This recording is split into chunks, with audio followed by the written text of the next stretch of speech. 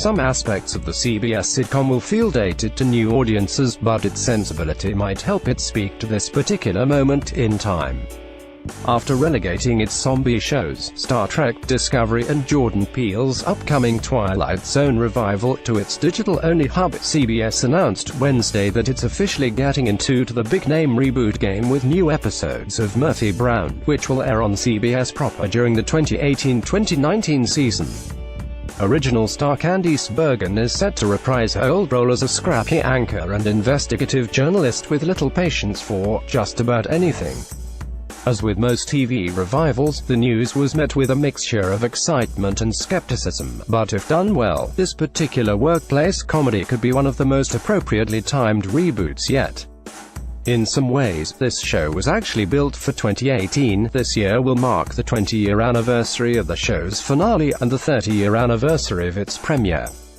Obviously, the business of news has changed a lot since Brown left our screens. As CBS notes in its release, the series returns to a world of cable news, social media, fake news, and a very different political and cultural climate. Imagine it, Murphy on Twitter. For now, the original series itself isn't streaming anywhere, but as with Will, and as with NBC's rebooted buddy comedy, it's safe to guess that one of the big streaming platforms will nab the rights to the original Murphy ahead of the revival's premiere. As soon as it does hit streaming, new viewers might find that this show is far more topical than other comedies of its ilk. In fact, some of the references might fly completely over young audiences' heads.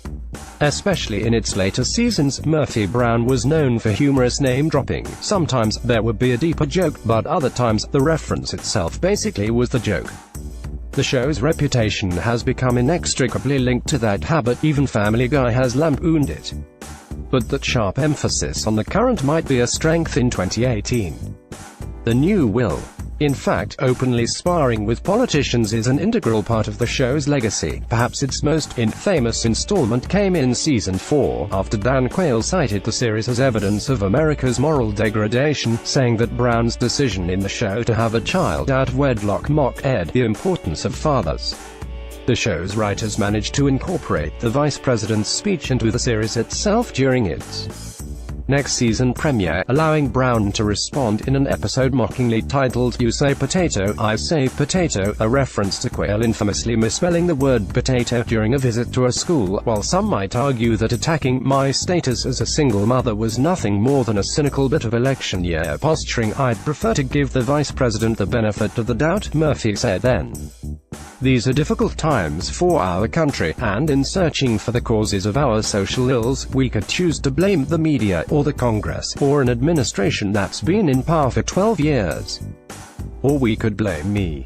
And while I will admit that my inability to balance a checkbook may have had something to do with the collapse of the savings and loan industry, I doubt that my status as a single mother has contributed all that much to the breakdown of Western civilization. In retrospect, many critics agree that this famous episode missed a few opportunities. By Season 5, series creator Diane English had left the series, and like most shows that reached that age, the comedy was straining for relevance. But its achievement cannot be undersold. That episode was watched by a staggering 70 million people. For comparison, the Friends finale attracted 52.5 million, though it's incredibly unlikely for Murphy to achieve similar numbers in 2018. The show did get 62 Emmy nominations and 18 wins, and 5 Emmys and 2 Golden Globes for Bergen throughout its lifetime, making it easy to see why CBS would be eager to bring this series back.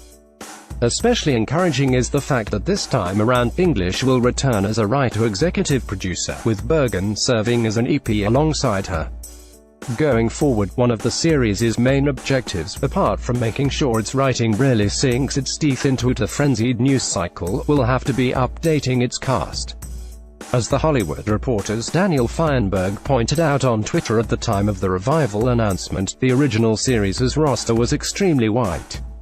That certainly wasn't a problem exclusive to Murphy Brown, but in 2018, audiences will demand more diversity, both in front of and, hopefully, behind the camera. One final wish: let's make sure Haley Joel Osment at least logs a cameo as Brown's son, Avery. Given how hilarious his turn on Silicon Valley was, that's an opportunity the writers won't want to miss.